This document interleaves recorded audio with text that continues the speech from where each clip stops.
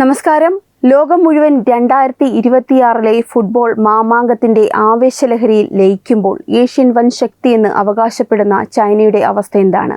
140 കോടി ജനങ്ങൾ തിങ്ങിപ്പാർക്കുന്ന ലോകത്തെ വിറപ്പിക്കുമെന്ന് വീമ്പിളക്കുന്ന ഒരു രാജ്യം ഫുട്ബോളിന്റെ ഏറ്റവും വലിയ വേദിയിൽ എവിടെയുമില്ല.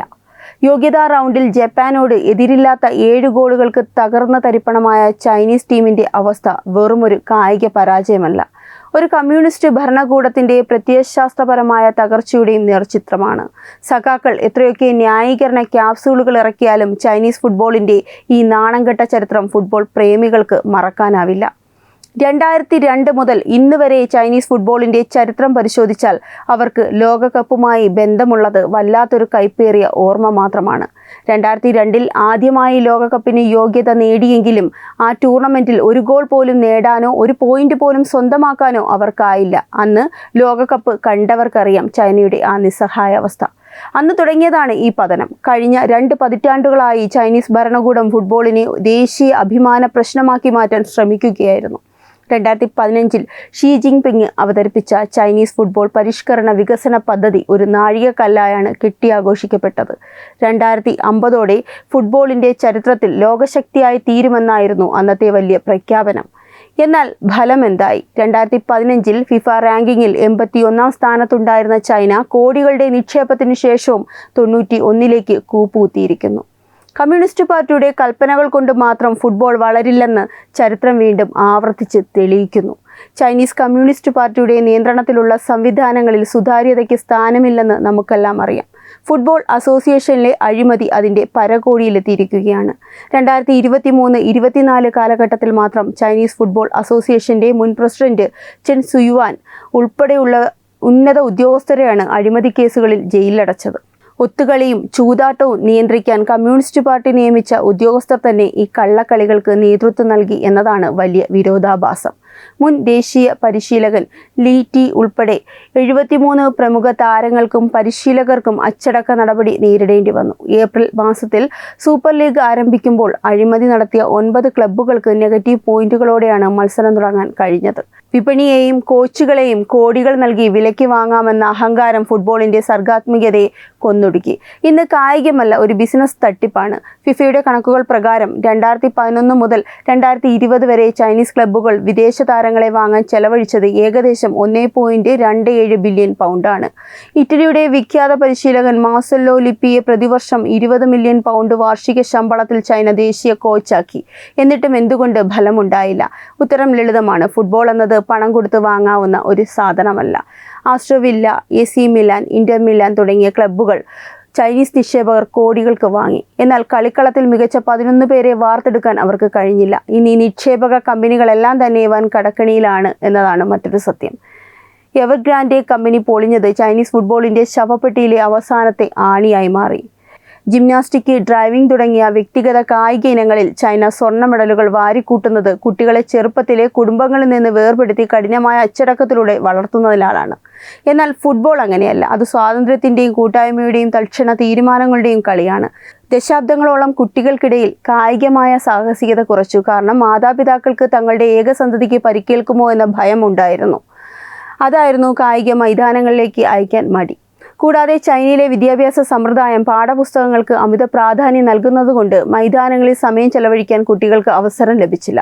ഒരു കമ്മ്യൂണിസ്റ്റ് റോബോട്ടിനെ സൃഷ്ടിക്കാം, പക്ഷേ ഒരു ലയണൽ മെസ്സിയോ ക്രിസ്ത്യാനോ റൊണാൾഡോയോ സൃഷ്ടിക്കാൻ ചൈനീസ് സംവിധാനത്തിന് കഴിയില്ല. പരാജയപ്പെടുമ്പോൾ അതെങ്ങനെ ന്യായീകരിക്കണം എന്നത് ചൈനീസ് കമ്മ്യൂണിസ്റ്റ് പാർട്ടിക്ക് നന്നായി അറിയാം. ആഫ്രിക്കൻ രാജ്യങ്ങളിലെ സ്റ്റേഡിയങ്ങൾ ചൈന നിർമ്മിച്ചതുകൊണ്ടാണ് അവർ ലോകകപ്പിൽ ജയിച്ചതെന്ന ഗ്ലോബൽ ടൈംസിന്റെ കണ്ടെത്തൽ അങ്ങേയറ്റം പരിഹാസ്യമാണ്. ഇത് കിട്ടാത്ത മുന്തിരി പുളിക്കുമെന്ന സഖാക്കളുടെ മനോഭാവത്തെയാണ് എടുത്തു കാണിക്കുന്നത്. തങ്ങളുടെ പരാജയം ഭരണകൂടത്തിന്റെ പരാജയമല്ലെന്ന് വരുത്തി തീർക്കാൻ അവർ ഇത്തരം കള്ളപ്രചാരണങ്ങൾ മെനയുന്നു. സെമി കണ്ടക്ടർ ചിപ്പ് വ്യവസായത്തിൽ ആധിപത്യം സ്ഥാപിക്കാൻ തുടങ്ങിയ 37 ബില്യൺ പൗണ്ടിന്റെ ബിഗ് ഫണ്ട് പദ്ധതിയും അവസാനം വൻ അഴിമതിയിലാണ് ചെന്നവസാനിച്ചത്. ശാസ്ത്രരംഗത്തായാലും കായിക രംഗത്തായാലും താഴെത്തട്ടിൽ നിന്നുള്ള സ്വാതന്ത്ര്യവും സർഗാത്മികതയും ഇല്ലാത്തതുകൊണ്ടാണ് ചൈന പരാജയപ്പെടുന്നത്. കമ്മ്യൂണിസ്റ്റ് പാർട്ടിക്ക് പരാജയം അംഗീകരിക്കാൻ നാവില്ല, പകരം നുണ പറയാൻ 1000 നാവുമുണ്ട്. ഈ ലോകകപ്പിൽ പങ്കെടുത്ത ചെറു രാജ്യങ്ങളെ നോക്കൂ.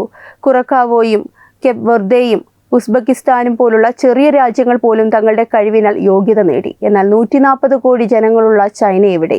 ഇത് വെറുമൊരു കായിക പരാജയമല്ല, ചൈനീസ് ഭരണകൂടത്തിന്റെ കപടതയുടെ തുറന്നുകാട്ടലാണ്. പാർട്ടി നേതാക്കളുടെ പ്രീതിക്കായി കളിക്കുന്നവർക്ക് എങ്ങനെ ലോകോത്തര നിലവാരമുള്ള കളിക്കാരെ വളർത്താൻ കഴിയും? ഫുട്ബോളിൻ്റെ ആത്മാവ് സ്വാതന്ത്ര്യമാണ്. ചൈനയിൽ അഭിപ്രായ സ്വാതന്ത്ര്യമില്ല, സ്വതന്ത്ര ചിന്തയില്ല. അവിടെയെല്ലാം പാർട്ടിയുടെ കൽപ്പനകളാണ്. കൽക്കരി ഖനിയിലെ ഉൽപ്പാദനം കൂട്ടുന്നത് പോലെ ഫുട്ബോളിലും വിപ്ലവം നടത്താമെന്ന് കരുതിയ ഷീ ജിൻപിങ്ങിൻ്റെ ബുദ്ധിക്ക് പറ്റിയ അബദ്ധമാണിത്. ലോകകപ്പിലെ ഈ പുറത്താക്കൽ ചൈനയുടെ ഭാവിയിലെ എല്ലാ സൂപ്പർ പവർ സ്വപ്നങ്ങൾക്കും ഒരു വലിയ മുന്നറിയിപ്പാണ്. ചൈനീസ് ഫുട്ബോളിൻ്റെ ഈ ദയനീയ പതനം വെറുമൊരു ദേശീയ ടീമിൻ്റെ മാത്രം തകർച്ചയല്ല, മറിച്ച് ആഭ്യന്തര ഫുട്ബോൾ ലീഗായ ചൈനീസ് സൂപ്പർ ലീഗിൻ്റെ സമ്പൂർണ്ണ തകർച്ചയുടെ ആകെത്തുകയാണ്.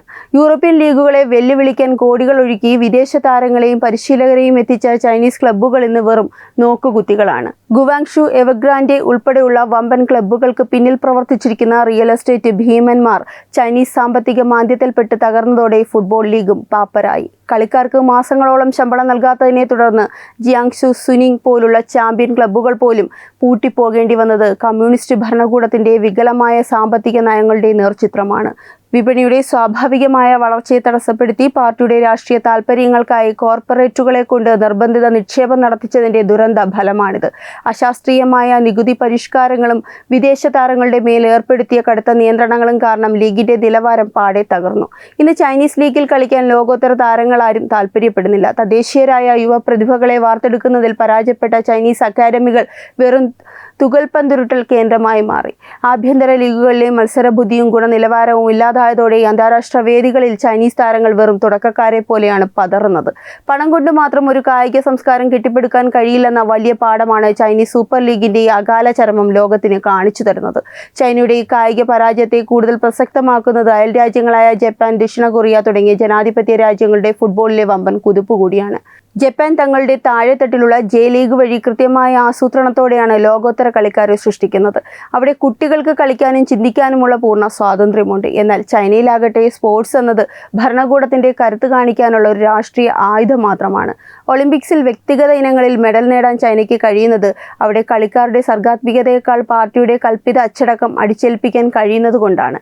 എന്നാൽ 11 vs 11 കളിക്കുന്ന മൈതാനത്ത് പെട്ടെന്ന് തന്ത്രങ്ങൾ മാറ്റേണ്ടി വരുന്ന ഫുട്ബോളിൽ ഇത്തരം റോബോട്ടിക് രീതികൾ വിജയിക്കില്ല. ചൈനീസ് ഫുട്ബോൾ ഭരണസമിതിയിൽ ജനകീയ പങ്കാളിത്തമില്ലാത്തതും പൂർണ്ണമായും പാർട്ടി ബ്യൂറോക്രാറ്റുകളുടെ നിയന്ത്രണത്തിലായതും കായിക രംഗത്തെ ചരടുവലികൾക്ക് കാരണമാകുന്നു. മെറിറ്റ് നോക്കിയല്ല, പാർട്ടി നേതാക്കളോടുള്ള വിശ്വസ്തത നോക്കിയാണ് ഇന്നും ചൈനയിൽ പല മേഖലകളിലും അവസരങ്ങൾ നിശ്ചയിക്കപ്പെടുന്നത്.